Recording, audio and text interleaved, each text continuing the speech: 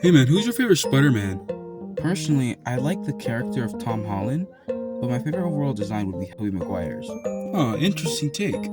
Me personally, my favorite overall character for Spider-Man would have to be Tobey Maguire's Spider-Man. But in the overall design, I would have to go with the first Amazing Spider-Man design with Andrew Garfield. Huh. Andrew Garfield's first Spider-Man suit wasn't that bad of a design. Yeah. Tom Holland. On to the toy review. Again, who are you talking to?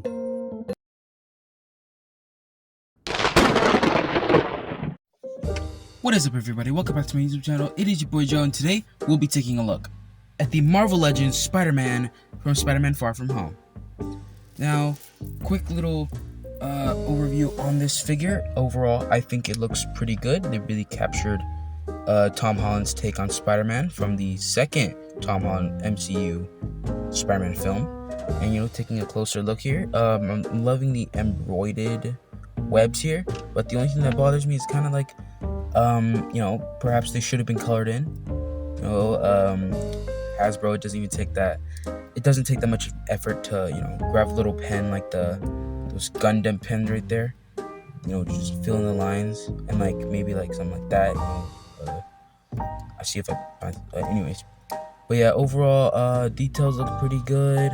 A little bit of scuff marks, probably because I've owned this for a little while. Overall the details don't look too bad. They got the little details right in the eyes for the little squinting thing that Spider-Man does. And overall, nothing too much, nothing too special. It's basically just Spider-Man figure, nothing too special about it. So let's go ahead and take a look at what this figure has to offer.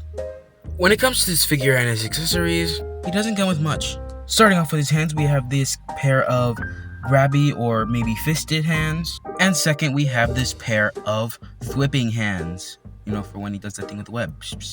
And next up, let's go on and talk about his head. Starting off with this basic default Spider-Man head that he comes with. Next, he also has this Tom Holland. Who's gonna be my celebrity phone call? Tom Holland. Man, what the fuck? Man, I don't want to talk your bitch. This Tom Holland head sculpt, and I feel like they captured Tom Holland's likeness pretty well. Taking a closer look at his head, the camera would like to zoom in or focus on Tom Holland here. There you go. They got most of the details right. Don't know what's with the little scar on his eye. Not sure if he had that. The hair looks good. Overall, I wouldn't say it's necessarily that bad of a head sculpt. They kind of made him look a little bit, I don't know, if I can get the camera to focus. Kind of looks like Harry Styles. Or maybe that one guy from Stranger Things. No, I have not seen it. And neither am I going to. Okay. If my camera would like to focus, thank you. But that wraps it up for all of his accessories. Now let's get on to his articulation. So starting at the head, we have a hinge at the ball joint as well. And he looks up that far, he can look down that far. Full rotation at the head, thanks to the ball joint. Arm moves out that far. Full rotation at the shoulder. And butterfly joint. We always love a good butterfly joint. Swivel at the bicep. Double jointed elbow. Hinge at the hand with a swivel at the wrist. Now, his body can crunch that far and arch that far, which is really good considering it's just a hinge joint. Swivel at the waist. Leg can spread out that far. Leg can kick out that far. His leg can kick back that far. Swivel at the thigh. Double jointed knee. Single jointed hinge at the foot with a pretty good pivot. Now, this figure is not bad. If you want an affordable Spider-Man, if you're only looking to have MCU Spider-Man and you just want to represent him, I'd say this is the way to go. A lot more cheaper and pretty much just really simple. You're basically getting what you paid for, and overall, it's not a bad Spider-Man. Now, overall, would I say it's like the best one to get if you want to just have one Spider-Man? No, I would go with the Amazing Fantasy one. That's my personal favorite. But it's a pretty good Spider-Man. Great articulation, great details, definitely good room for pretty decent poses. And overall, it's a pretty good figure.